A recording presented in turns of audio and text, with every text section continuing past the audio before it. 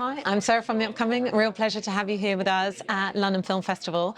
Maybe you could begin with a brief introduction to your film Sex. What can people expect when they watch it? They can expect a film about two chimney sweepers who are opening up to each other. Yeah, they work together and they're also friends. And they had recently had two major experiences. One had sex with another man. He is a heterosexual and is married with kids, but he has had this sexual encounter. And the other chimney sweeper, he has dreams that he meets David Bowie and that David Bowie looks at him as he's a female. And so this is a film about sexuality and all the difference between sexuality and sexual identity, really. And what was the initial inspiration behind the story, and why did you want to tell it on the big screen? There was a student journalist who asked me one time why there wasn't any sexuality in my movies, and I thought it was, but he apparently didn't, so I thought I should write and make films about sexuality then, but without maybe showing so much graphical sex, but just, discuss what sexuality is to different people, because I think that's quite individual. It became more and more interesting the more I thought about it, really. A provocative title, not an easy one to Google your film. No, but... it's the first in the trilogy, and the trilogy is called Sex, Dreams and Love. And when you put these three words together, it's almost like they are expanding or they are building on each other. So sex with dreams and love becomes much more than just sex. So we should really call all the three films Sex, Dreams and Love 1, 2 and 3. The producers thought that they should have different titles. But sex is not as easy to sell as you should think, because it's very, very hard to Google. Yeah.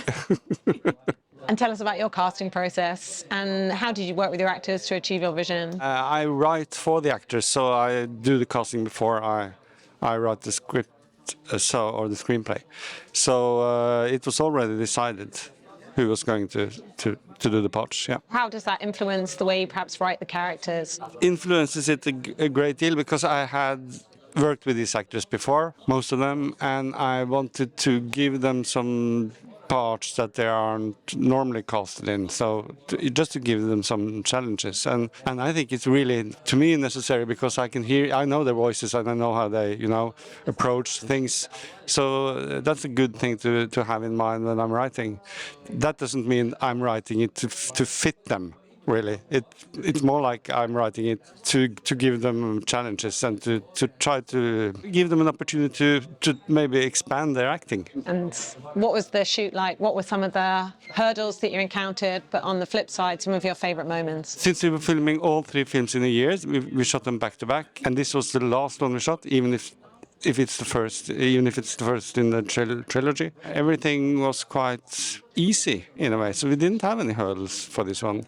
It's a bit of a hurdle, since it's about chimney sweepers, we are filming from rooftops, and then that's that's not always easy for security reasons. Did you have a favourite moment though?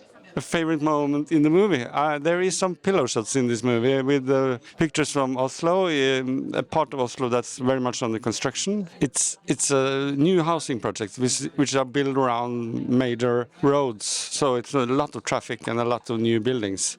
And these pillow shots, shooting them at night and in the morning, that was a real treat to me. And how would you characterize your filmmaking style? And have you taken inspiration from other filmmakers, other films, reference them in any way? Yeah, obviously I have, but I'm quite influenced by the French film director Eric Romer, as one probably see, because there is dialogue-based movies. The action is in the dialogue. So that's maybe my major influence. He has been an influence to me since I was a teenager, really. And I can name many names, but I think he's my major, yeah. And ultimately, what do you hope people will take away from watching your film? I would like the people watch the film to like it, obviously. The film is an ongoing discussion, and if it motivates to further discussions, I would think that would be very, very nice. And this far it has done that, so hopefully it will continue to do that. And what does it mean to you to have the film here at London Film Festival? It means a lot because I love London and I love being here. And of course, it's a big festival, so it's good in any ways. But I just arrived yesterday evening, so I haven't been here this long. You know, how do you feel like representation of LGBTQ plus love stories and sexuality on screen has progressed? Do you see your film in dialogue with any of those? Do you think there's still progress to be made? If it has progressed, I hope so. I hope that they are moving a bit from just describing, identity issues and the issues of coming out, which was, the movies I saw when I was younger. I think it has progressed from that, but I don't know in which ways. I think it should. What I miss is more philosophical movies about what sexual identity really is, and have you cope with it, and if it's possible to live, if there is any transgressive possibilities.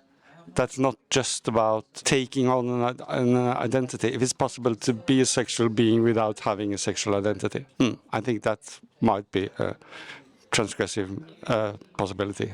Absolutely. Well, thank you so much for sharing all that with me. Huge congratulations on the film. Thank you. Really enjoy your rest of the time here in London. Oh, thank you very much.